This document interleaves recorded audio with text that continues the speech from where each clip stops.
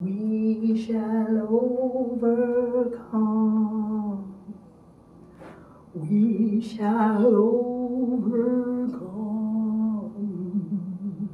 We shall overcome someday.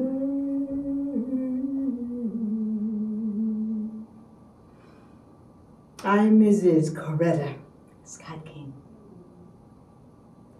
Many people know my husband, Dr. Martin Luther King Jr. He was the drum major for the civil rights movement. Many people call me the first lady of the civil rights movement. One of the things that a lot of people don't know about me and about Martin is our true love story. As a young man, we made plans to live a good and full life. He was a preacher. I was a glorious soprano and I played piano. We had 4 beautiful kids and we'd sit around in the living room around the piano and we'd just sing songs that made us happy.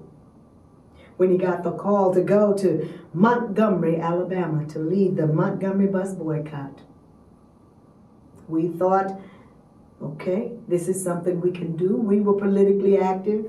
We had no idea where the road was going to lead us. His greatest speech, even to me now, was the one that he did on the March on Washington. He didn't know what he was going to write. His speech was unfinished, and there was one leader after another giving more inspiring words after another. When he got up to give his speech, I was concerned. My heart started beating because I didn't know what he was going to say. But I knew he had listened.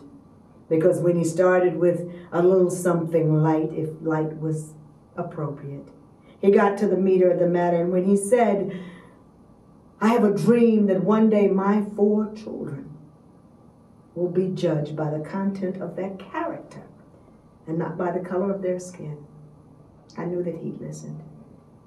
And when he took it off with that great spiritual, I knew he listened to me then too.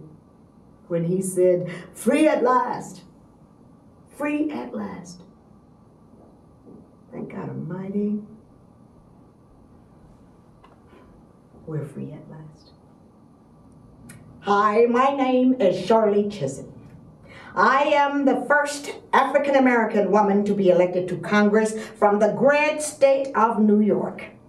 I am also the first African-American to seek the nomination from a major political party for President of the United States. My family's from the islands, but I live right here in the great state of New York. My name is Shirley Chisholm. Vote for me. I'm Hattie McDaniel. I played the mammy in Gone with the Wind, and for that work, I earned the first Oscar by an African American in the United States of America. Many people say you played a maid, and I tell them I'd rather play a maid than be one. For this, I am grateful to the Academy.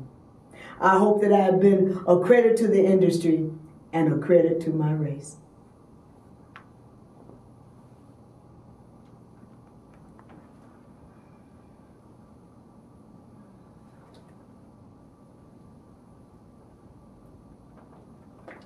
I'm Dr. Mae Jemison, the first African-American female astronaut to fly into outer space. My mission, STS-47, lasted 7 days, 30 minutes, and 23 seconds. I flew into space for Women of Endeavor for the first time.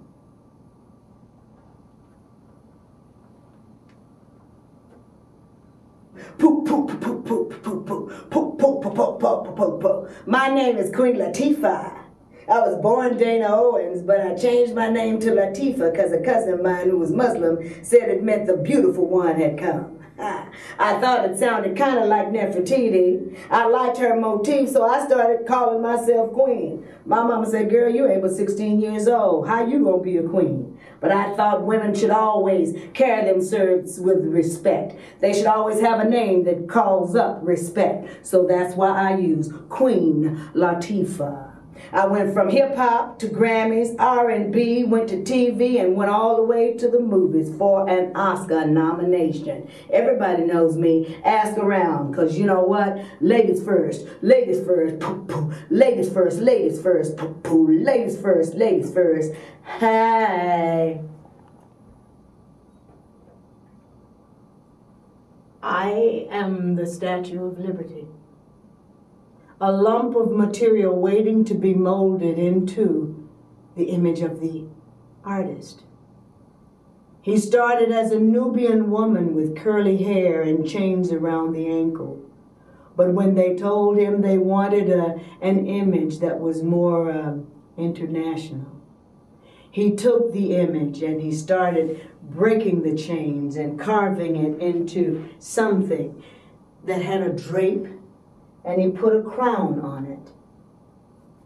The crown had 7 points that indicated the 7 continents. The hair was straightened and curly. And in that they gave her a torch.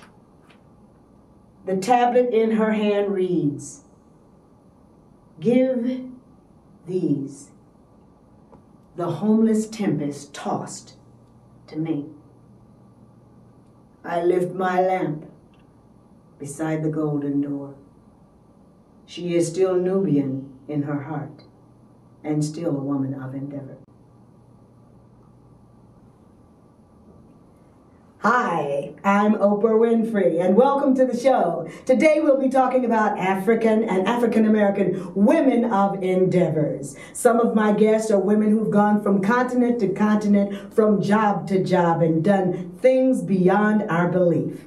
I'm one of the first African-American female billionaires, and it'll be my privilege and my honor to present some of my peers and my colleagues as they talk about their journey in changing culture, behavior, attitude, and lifestyles. Thank you. We'll be back after this break.